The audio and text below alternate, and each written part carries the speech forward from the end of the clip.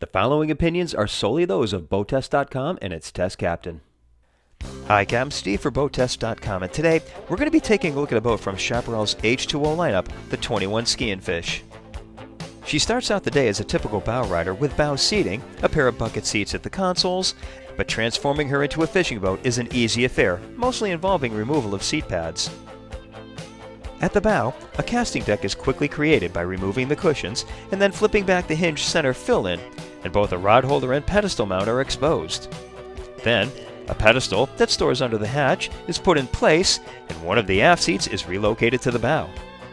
The other aft seat simply gets a pedestal added to it from the hatch underneath and then mounts to the aft deck. A padded seat can remain between the aft pedestal locations, and underneath it is a built-in 70-quart aerated live well. An elevated casting deck at the stern has yet another pedestal base. A hatch to port covers the main battery, to starboard is open space. She comes pre-rigged for a standard trolling motor. A saltwater trolling motor is also available. Dual batteries for the trolling motor are inside the port console, and a cord to the charger is just under the console. Rod holders are to the port bulwarks. And just like that, she's all rigged for fishing. So much for playing underwater. For on the water, a water toy inflator stores under the rear starboard seat. To the stern is a full-width sun pad leading to a molded swim platform. A tow point is in the middle. A concealed reboarding ladder is to the starboard side, remaining in view of the helm. The 21 Ski and Fish is laid out much like one would expect from a bow rider. Just behind the forward anchor locker is V-seating with storage underneath the hinged hatches at the benches. A speaker and modest stainless grab handles are to either side.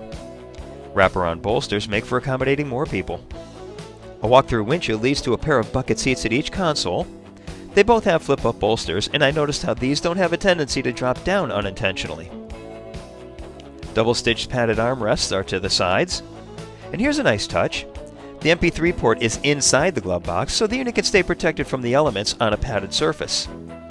The marine-grade stereo is to the side, just above the console storage hatch. At the helm, Chaparral went with a custom-molded fiberglass console, colored tan to reduce glare.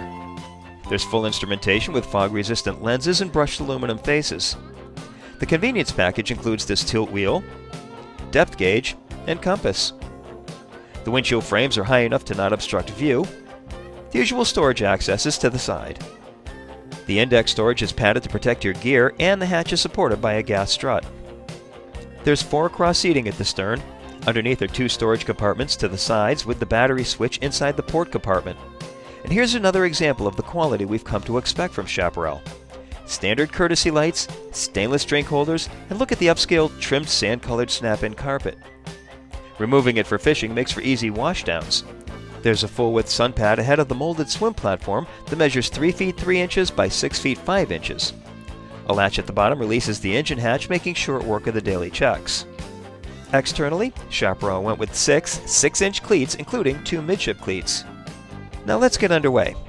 The Chaparral H2O 21 Ski and Fish has a length overall of 21 feet, a beam of 8 feet 4 inches, and a draft of 32 inches.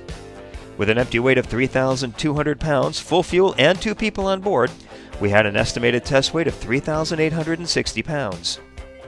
With the 220 horsepower catalyzed Mercruiser 4.3 MPI turning a 21-pitch 3-bladed prop, we reached a top speed at 4,800 RPM of 47.6 miles per hour.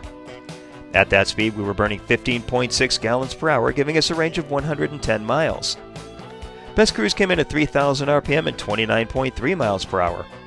That speed reduced the fuel burn to only 6.9 gallons per hour, which the H2O 21 could keep up for 153 miles and 5 hours and 12 minutes while still holding back a 10% reserve of fuel. We reached planing speed in 3.4 seconds, accelerated to 20 miles per hour in 5.6 seconds, and continued running through 30 miles per hour in 9.1 seconds. Upon acceleration, the bow comes up 15 degrees with no loss of visibility to the horizon from the seated position. Once on plane, bring the trim up to about the 1/4 mark on the trim gauge to get her into her optimal cruise attitude. If the trim is brought up too much, the propeller will start to ventilate, then just bring it back down and it'll be just about ideal. When turning, she leans 13 degrees into the turn and she clings to the water like she's on rails. There was no noticeable chine walk during the turns except when turning hard at full speed, something rarely done during normal operations. When taking power off, she settles back into the water stern first. The H2O series is billed as entry level, but with Chaparral that level is higher than others in class, and this H2O 21 Ski and Fish is another example of that level of quality. For BoatTest.com, I'm Captain Steve. We'll see you on the water.